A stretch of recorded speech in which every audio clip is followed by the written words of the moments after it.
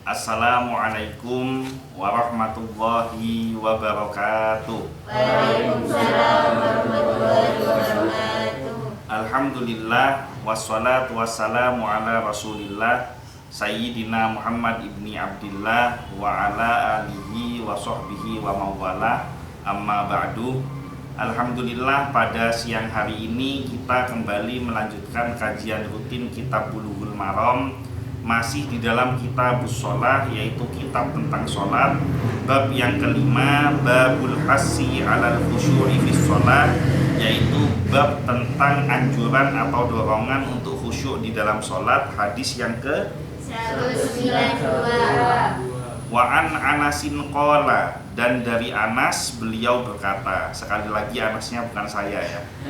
Qala Rasulullah sallallahu alaihi wasallam, telah bersabda Rasulullah sallallahu alaihi wasallam, idza kana ahadukum, apabila salah seorang di antara kalian fis sholati, sedang mengerjakan sholat, fa innahu yunaji rabbahu, maka sesungguhnya dia sedang bermunajat kepada Allah atau kepada Tuhannya. Fala yabsuqanna, maka janganlah sekali-kali, ada yang tahu yabsuqanna? Yabsuqanna itu meludah.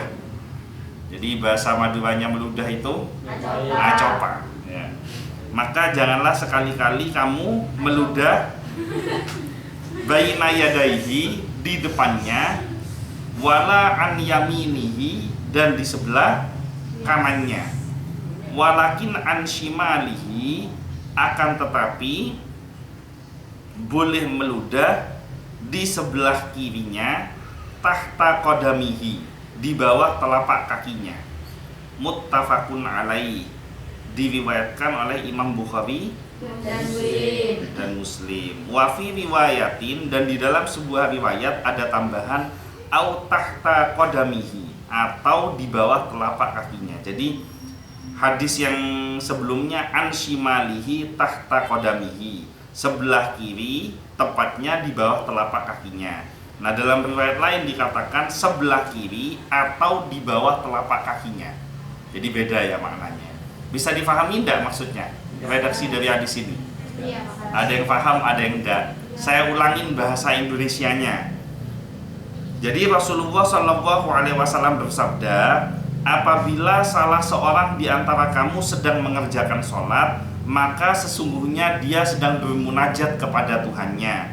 Maka janganlah sekali-kali meludah di hadapannya atau di depannya dan di sebelah kanannya.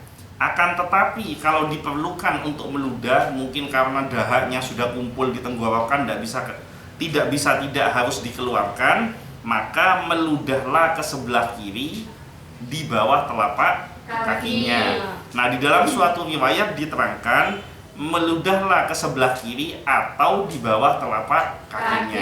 Beda ya, meludahlah ke sebelah kiri di bawah telapak kakinya dengan meludahlah ke sebelah kiri atau di bawah telapak kakinya. Itu dua makna yang berbeda. Sudah paham? Kalau sudah paham tak ulangin lagi ya. Saya baca syarahnya. Yang pertama, bermunajat itu artinya apa? Bermunajat itu artinya menghadap kepada Allah, yang mana di dalam perbuatan menghadap kepada Allah itu diisi dengan doa, zikir, dan tilawah. Ya betul, sholawat itu masuk di dalam bagian doa dan zikir. Sholawat itu kan ada doanya, ada zikirnya. Doanya apa? Ya Allah, limpahkan sholawat. Ya kan, Allahumma sholli ala Muhammad, mau bisa rizki. Itu rizki yang duduk di belakangnya Ferry itu, rizki itu. Rizki Gunawan. Muzaki, orang yang berhak menerima zakat. Maaf, muzaki orang yang membayar zakat. Mustahik yang menerima zakat. Muzaki yang membayar zakat. Nah, Allahumma sholli ala Sayyidina Muhammad, ya Allah, limpahkan sholawat kepada tuanku Nabi Muhammad. Nah, maka memohon limpahkan sholawat itu bagian dari doa. Dan menyebutkan nama Allah beserta nama Nabi Muhammad bagian dari zikir. Doa lagi. Kalau mau ngomong tuh jangan asal bunyi, dipikir redaksinya itu ya. Saya lanjutkan. Jadi munajat itu artinya menghadap kepada Allah, yang mana di dalam perbuatan menghadap kepada Allah itu isinya ada 3, yaitu doa, zikir, dan tilawah. Apa itu tilawah? Apa itu tilawah? Membaca Al-Quran. Jadi ngaji, baca Al-Quran.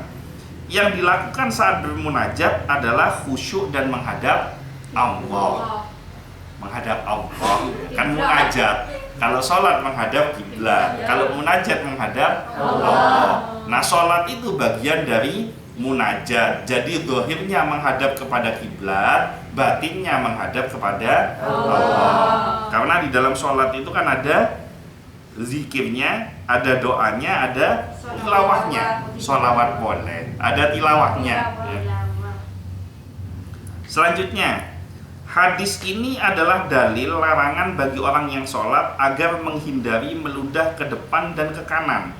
Larangan ini berlaku bagi yang sholat di dalam atau di luar masjid. Jadi misalkan ketika dalam kondisi sholat memang sedang mengalami sebuah penyakit di mana dari tenggorokannya keluar banyak dahak, dan dahak itu tidak harus dikeluarkan, karena kalau tidak dikeluarkan akan mengganggu kekhusyuannya di dalam sholat. Maka ludahnya itu ada adabnya, tidak boleh sembarangan meludah. Bolehnya itu tidak boleh meludah ke sebelah kanan atau ke depannya, yang boleh meludah ke sebelah kiri atau di bawah telapak kakinya. Maka hadis ini ada kaitan dengan hadis yang kemarin, di mana hadis yang kemarin menerangkan tentang debu kemarin lusa, kemarin menerangkan tentang persis kemarin menerangkan tentang menoleh di dalam sholat. Kan menoleh di dalam sholat itu dilarang, karena orang yang menoleh di dalam sholat sama dengan sholatnya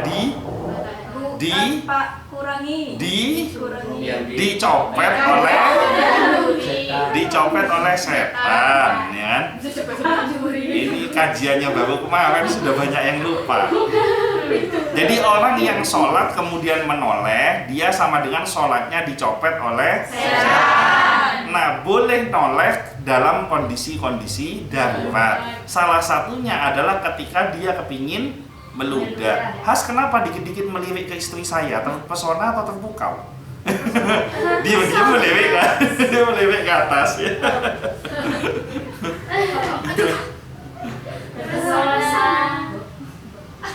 Saya lanjutkan ya. Nah, maka hadis ini menerangkan, saya lanjutkan. Hadis ini menerangkan bahwa boleh noleh dalam kondisi darurat, karena secara adab tidak boleh noleh ke sebelah kanan, tidak boleh meludah ke kanan ataupun ke depan. Yang boleh adalah ke kiri. Nah, berarti kalau ke kiri kepalanya boleh menoleh. Oke. Saya lanjutkan lagi. Alasan terlarang meludah ke depan karena yang melaksanakan sholat sedang menghadap kepada Allah dan bermunajat kepada Allah. Jadi orang yang sholat itu pada hakikatnya dia sedang berhadapan dengan Allah. Nah, maka kan sangat tidak sopan kalau ludahnya di hadapan Allah.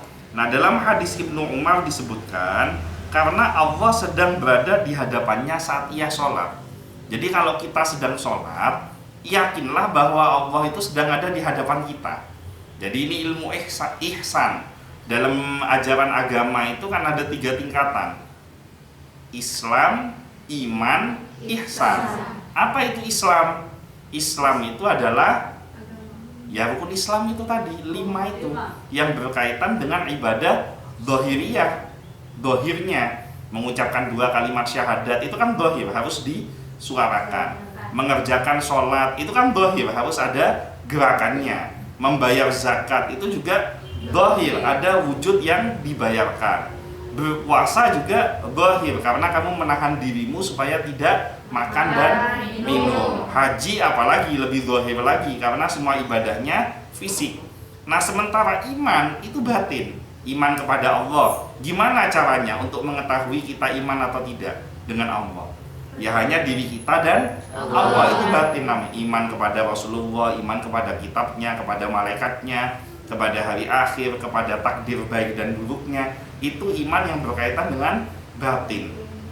Nah, kalau zahirnya sudah dikerjakan, batinnya sudah dikerjakan, maka sempurnakan dengan ihsan. Apa itu ihsan?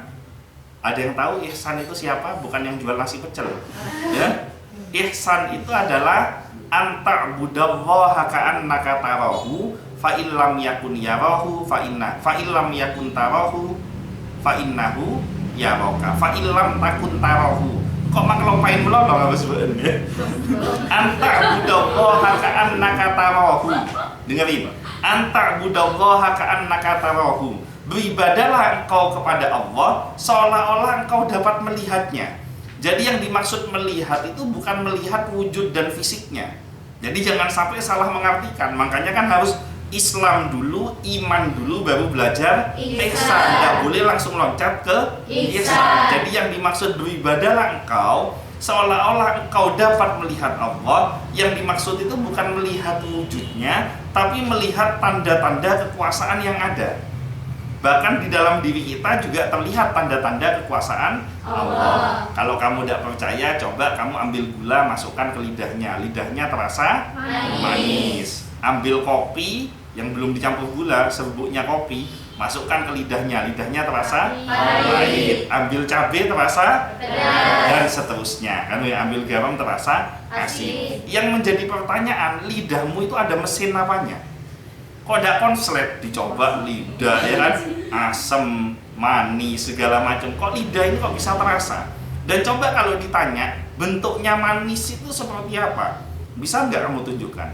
Bentuknya asin itu seperti apa? Tidak bisa menunjukkan. Maka yang membuat lidah kita ini ketika ada gula terasa manis, ketika ada garam terasa asin, ada cabai terasa pedas, siapa yang bisa bikin lidahnya begitu? Nah, itu namanya ihsan. Kamu melihat tanda-tanda kekuasaan Allah yang ada pada dirimu dan yang ada di sekelilingmu. Misalkan contoh lagi, mata saya besar atau kecil? Kecil. Kayaknya paling kecil di antara semua yang ada di sini. Paling sipit kan? Ya kan? Mata saya kecil, ya kan? Di sini yang paling gede siapa? Khas kayaknya ya. Yang paling besar siapa? Coba ukuran mata saya dengan ukuran badannya khas itu perbandingannya jauh atau enggak? Jauh kan? Tapi mata saya yang sekecil ini bisa ngelihat khas yang segede itu. Itu siapa yang bisa bikin seperti itu? Allah. Nah, itu namanya ihsan. Kamu melihat tanda-tanda kekuasaan Allah yang ada pada dirimu, dan kamu bisa kontrol matamu sesuka hatimu. Kamu bisa lirik kanan, lirik kiri, bisa melek merem, bisa ke atas ke bawah, lirik bukan noleh. Nah, itu tanda kekuasaan Allah. Kamu bayangkan ya. Kalau umpama ini mesin bikinan Jepang, kan ada fase-fase konsletnya. Tempat lirik ke kiri, terus kamu konslet, cekak mas. Nah, itu gimana? Nah, karena kekuasaan Allah, walaupun usiamu sampai tua, matamu tetap bisa bergerak sebagaimana mestinya. Nah, itu berarti ada tanda-tanda kekuasaan Allah yang ada pada dirimu. Nah, itu namanya kamu melihat Allah. Jadi bukan melihat wujudnya, tapi melihat kekuasaan yang ada pada dirimu dan sekelilingmu, yang mana itu tanda-tanda bukti adanya Allah. Jadi anta'budallaha ka'annaka tarahu. Beribadahlah kepada Allah seolah-olah kamu dapat melihatnya, melihat tanda-tanda kekuasaan Allah. Fa illam takun tarahu, tapi kalau seandainya kamu masih nggak peka, nggak bisa melihat tanda-tanda kekuasaan Allah, umpama kan ada model orang dijelasin kayak gini dan nangkep-nangkep, ya kan? Nah, kalau umpama mentok dijelasin model ini nggak nangkep-nangkep, fa innahu yaraka, maka yakinlah bahwa Allah itu sedang melihat kamu. Nah, itu namanya ihsan. Kamu tidak bisa melihat kekuasaan Allah, maka yakin bahwa Allah sedang melihat dirimu. Nah, maka dengan melihat dirimu, membuat dirimu itu sungguh-sungguh di dalam bermunajat kepada Allah. Itu namanya ihsan. Nah, makanya kenapa tidak boleh meludah di hadapan kita, karena sama dengan kita meludahi Allah. Tidak sopan kepada Allah, bukan meludahi Allah. Hati-hati gitu. Hati-hati kata-katanya. Selanjutnya, sedangkan larangan meludah ke kanan, dengerin, sedangkan larangan meludah ke kanan karena di samping kanannya adalah malaikat. Jadi orang kalau sedang sholat, di kanan itu ditemani sama malaikat. Jadi ya bukan berarti yang paling apa? Yang paling mana? Yang paling kiri itu kanannya itu temennya itu dianggap malaikat, bukan. Malaikatnya ini tidak tampak gitu. Ya, ya mak tahu bunda. Intinya berada di sebelah kanan. Kanan yang mana wallahu a'lam.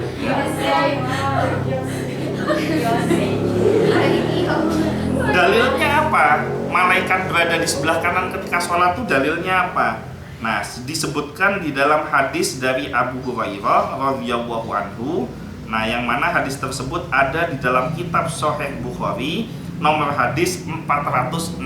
Silahkan dicari sendiri. Masa kok maca aki melono? Pokoknya malaikatnya ada di sebelah kanan. Yang meriwayatkan Imam Bukhari. Sahabatnya namanya Abu Hurairah. Ada di dalam kitab Sahih Bukhari. Nomor hadisnya 416. Nah, laguna ya tanyain, saya nggak ngelupain. Selanjutnya, secara eksplisit, apa itu eksplisit? Kemarin sudah pernah dibahas ini. Ada eksplisit, ada implisit. Eksplisit artinya dohir, implisit batin. Kalau secara nampaknya orang ini baik, nah itu namanya eksplisit. Tapi nggak tahu kebaikannya itu ada maksud yang buruk atau benar-benar baik. Nah yang nggak tahu itu namanya implisit. Dohirnya kelihatan baik, tapi kebaikan yang dilakukan benar-benar baik atau tidak, itu yang bisa menilai adalah batin.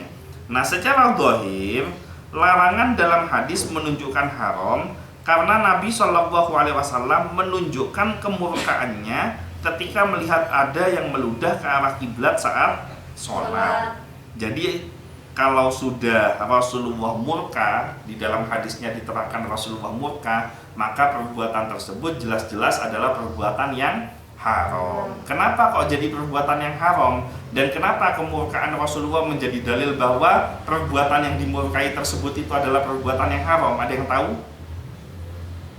Ada yang tahu? Karena murkanya Rasulullah, marahnya Rasulullah bukan berdasarkan hawa nafsunya. Kan di dalam Al-Quran kan ada wa ma yantiqu 'anil hawa in huwa illa wahyu yuha. Enggak ada yang hafal ini. Wa ma yantiqu 'anil hawa in huwa illa wahyu yuha. Yang diucapkan oleh Rasulullah, yang keluar dari lisannya Rasulullah, wa ma yantiqu 'anil hawa, bukan berdasarkan kemauan hawa nafsunya. Jadi kalau beliau marah, itu bukan hawa nafsunya yang memerintahkan beliau marah, tapi in huwa illa wahyu yuha. Akan tetapi yang diucapkan dari lisan Rasulullah adalah kata-kata yang diwahyukan oleh Allah kepada dirinya. Sehingga setiap ucapan yang keluar pasti itu adalah firman dari Allah melalui lisannya Rasulullah. Maka marahnya Rasulullah itu bukan marah yang berdasarkan hawa nafsu, tapi marah yang dimana di dalam marah itu terkandung hukum dan syariat dari Allah. Maka marahnya Rasulullah menjadi sebuah keharaman atas perbuatan yang menyebabkan Rasulullah menjadi murka. Paham ya? Nah ini kamu kalau udah ngaji tidak akan paham yang begini-begini ya. Saya lanjutkan. Jika memang darurat ingin meludah saat sholat, hendaklah meludah ke sebelah kiri atau meludah ke samping kiri di bawah telapak kakinya. Hal ini dilakukan ketika sholat di tempat terbuka atau di rumah yang lantainya tanah. Jadi boleh meludah, pertama syaratnya darurat, yang kedua harus meludah ke samping kiri di bawah telapak kakinya, atau meludah ke samping kiri aja walaupun nggak di bawah telapak kakinya nggak apa-apa, tapi syaratnya harus dilakukan di tempat yang terbuka atau sholat di rumah yang lantainya tanah, bukan lantai keramik. Nah, sedangkan meludah di dalam masjid nanti akan ada pembahasannya sendiri di pembahasan ahkamul masjid atau babul masajid, hukum-hukum seputar masjid dari Bulughul Maram. Jadi insya Allah setelah babul hasi alal khusyu'i fi sholat, nanti kita akan lanjutkan bab yang keenam, babul masajid, bab tentang masjid. Di dalamnya juga ada ahkamul masajid, yaitu hukum seputar masjid. Yang jelas nih ya, sebelum masuk di kajian itu kan tetap butuh jawaban nih. Kalau kamu kepingin ngeludah di dalam masjid gimana? Kalau meludah di dalam masjid, lebih aman meludah di tisu atau sapu tangan. Jadi kalau memang kamu sedang mengalami penyakit yang dahak itu mudah keluar, atau mungkin pilek ingusnya terus keluar, maka sebaiknya kamu ngantongi sapu tangan atau tisu. Jadi kalau mau ludah atau mau buang ingus, ludahlah atau inguslah di tisunya atau di sapu tangannya. Jangan meludah ke sebelah kiri karena sebelah kirimu ada orang lain gitu. Saya lanjutkan ya.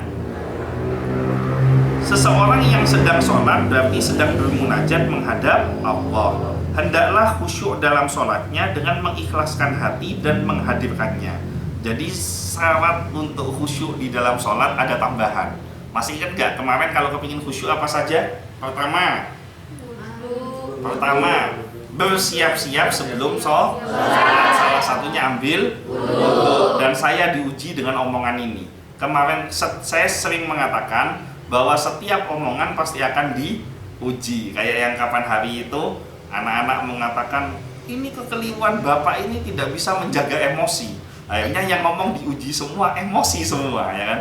Nah sama, saya diuji juga. Kemarin saya mengatakan bahwa kalau mau khusyuk di dalam sholat, siap-siap sebelum sholat ambil wudu. Saya hari ini diuji, entah kenapa nyampe di lantai 3 ngantuknya luar biasa. Akhirnya dung-tedungan, tebebes, telebet. Nah sehingga masuk waktu sholat saya belum ambil wudu. Nah ini mudah-mudahan Allah mengampuni kesalahan saya karena sudah pintar ngomong tapi tidak pintar mengerjakan. Memang hati-hati kalau ngomong pasti akan diuji dengan omongannya. Maaf nggak benhas.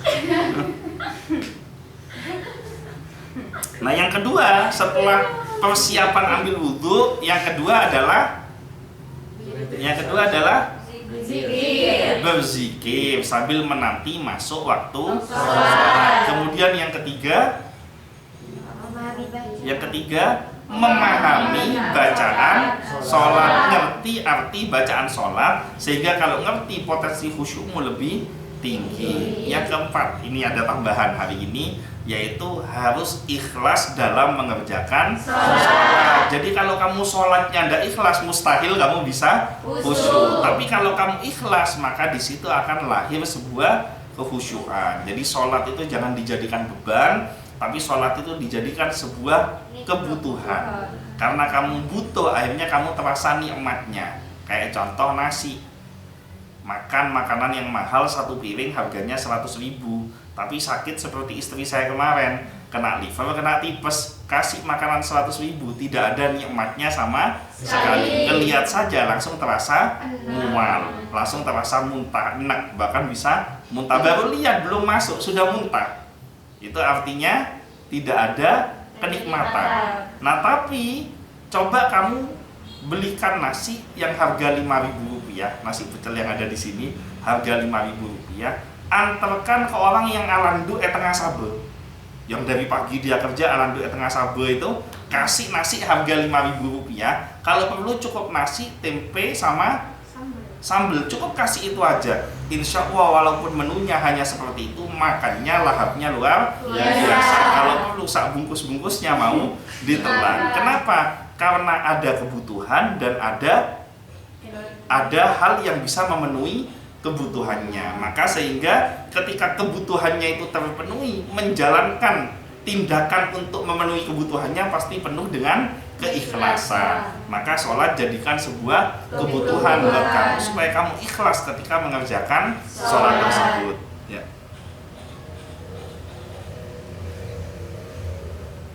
Hendaklah khusyuk dalam sholatnya dengan mengikhlaskan hati dan menghadirkannya.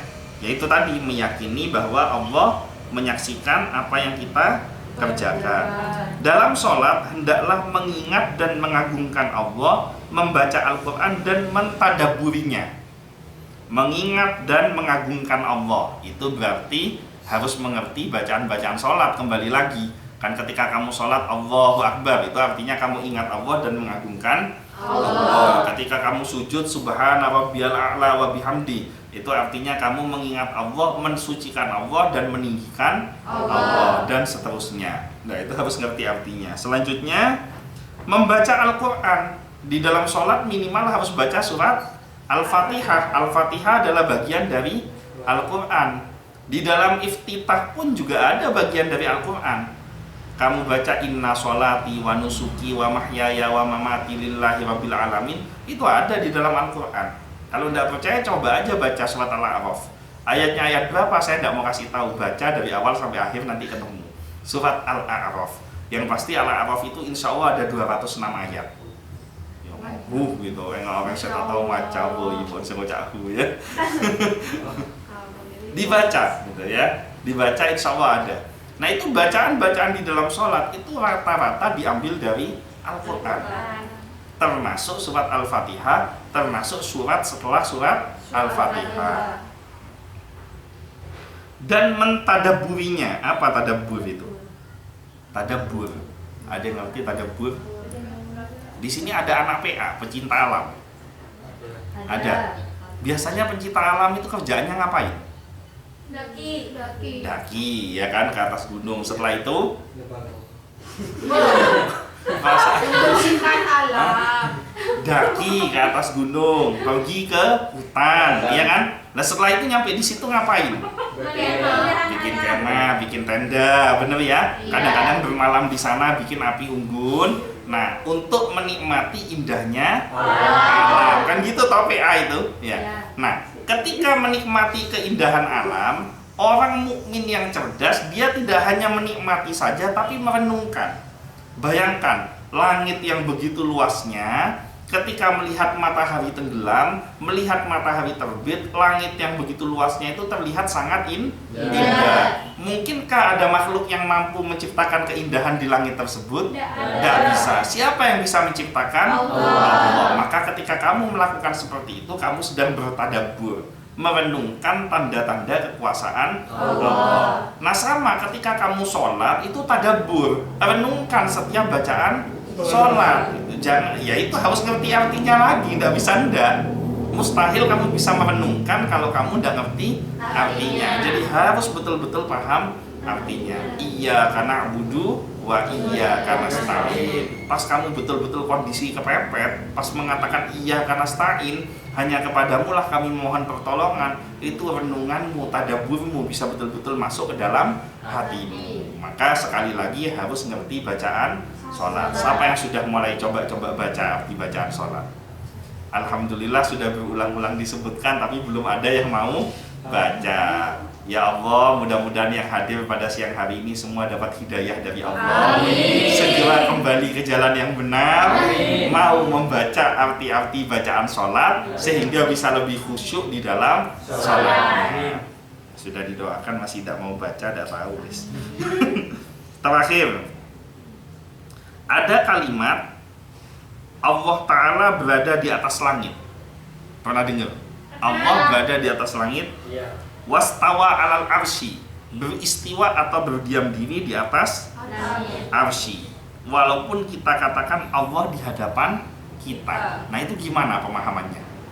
Ini hati-hati, ini berkaitan dengan masalah akidah ini. Jangan salah mengartikan. Makanya ini NU semua kan ya yang hadir ini. Kalau itu jelas pokoknya sudah NU semua ya yang hadir ini. Makanya kenapa kamu dari kecil kan diajarkan di langgar-langgar, di musola-musola diajarkan aqaid 50 atau aqaid 50, wujud, qidam, baqa dan seterusnya. Nah, itu sifat-sifat Allah yang harus kamu pahami. Karena setelah kamu memahami, maka kamu tidak akan keliru di dalam menafsirkan adanya Allah. Tidak keliru menafsirkan keberadaan Allah. Nah, kalau kamu menafsirkan secara tekstual saja, Allah Ta'ala tetap berada di atas langit, berarti kamu membayangkan seolah-olah Allah sedang ada di atas langit, tidak ada di bumi. Nah, itu kamu sudah kafir kalau di dalam ajaran tauhid. Atau kamu katakan Allah sedang berdiam diri di atas arsy-Nya. Arsy itu adalah singgasananya. Nah, terus dibayangkan berdiam dirinya Allah itu seperti apa? Apakah sama dengan diam dirinya kamu? Duduknya Allah di atas singgasana itu seperti apa? Apakah sama dengan duduknya kamu sekarang?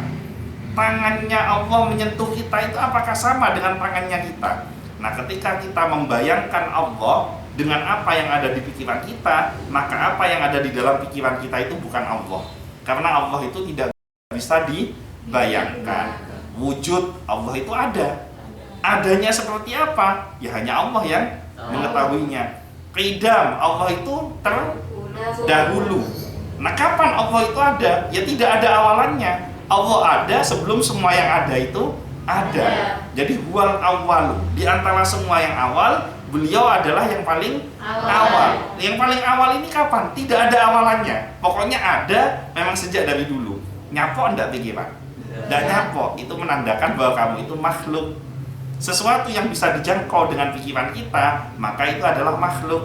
Tapi kalau tidak bisa dijangkau dengan pikiran kita, maka dia adalah Khalik atau Allah atau pencipta. Bako itu artinya kekal, berarti tidak ada akhirannya. Semua kan ada batas waktunya. Ini semua yang ada di sini ini nanti kan ada batas waktunya masing-masing kan. Ada batas waktu akan mati, akan meninggal kan gitu. Tapi Allah kapan batas waktu terakhirnya? Ketika semua yang ada di dunia ini tidak ada, semuanya sudah hancur, semuanya sudah mati, bahkan malaikat mautnya juga ikut mati, Allah sendiri tetap hidup. Kapan batas akhirnya Allah? Tidak ada batas akhirnya. Sampai kapanpun Allah akan selalu ada. Pikiran bisa nyampe apa enggak? Tidak bisa nyampe kan? Berarti itu beneran Allah. Tapi kalau kamu bisa nyampe, berarti itu bukan Allah. Apalagi seorang Tuhan dilahirkan dari seorang perawan yang suci, kemudian mati di tiang salib. Lah itu kan ada awal, ada akhir. Maka itu bukan Allah, bukan Tuhan. Terakhir, kalau 20, kalau 50 dibahas semua, insya Allah sampai besok duhur udah selesai ini. Terakhir, mukhalafatu lil hawadis. Allah itu berbeda dengan makhluknya. Semuanya ini nggak ada yang bisa menyamai Allah. Jadi kalau kamu membayangkan wujudnya Allah, kemudian terbentuk di alam pikiranmu, maka sesungguhnya dia bukan Allah, karena Allah itu syaratnya berbeda dengan semua yang ada di alam semesta ini. Tidak hanya di muka bumi saja. Jadi nggak bisa dibayangkan Allah itu laki atau perempuan, tidak bisa dibayangkan. Allah itu bagaimana bentuk matanya, bentuk rambutnya, bentuk badannya. Nah, inilah yang membuat kenapa banyak orang-orang jahiliyah zaman dahulu tidak mau memeluk agama Islam, karena sesungguhnya mereka itu yakin dengan adanya Allah. Mereka yakin dengan adanya Tuhan, tapi mereka memaksakan ideologi mereka bahwa Allah itu harus ada wujudnya supaya dia bisa sungguh-sungguh beribadah kepada perwujudan dari Allah itu. Maka dibuatlah berhala-berhala, dibuatlah patung-patung, kemudian disamakan makhluk dengan Allah. Akhirnya muncullah dewa ini, dewa itu, dewa pohon, dewa bumi, dan lain sebagainya. Kemudian dikatakan sosok yang mulia, yaitu Nabi Isa alaihissalam, diibaratkan seperti perwujudan Allah. Padahal beliau adalah manusia yang mulia, bukan perwujudan dari Allah. Jadi hati-hati, kalimat di sini Allah berada di atas langit, beristiwa di atas arsy-Nya, dan Allah mengatakan, kita mengatakan Allah di hadapan kita bukan secara perwujudannya, tapi tanda-tanda kekuasaannya. Dan kita sendiri adalah bagian dari tanda-tanda kekuasaan Allah. Sampai di sini ada pertanyaan? Tidak ada. Songko NU tidak ada. Mungkin itu saja yang bisa saya sampaikan.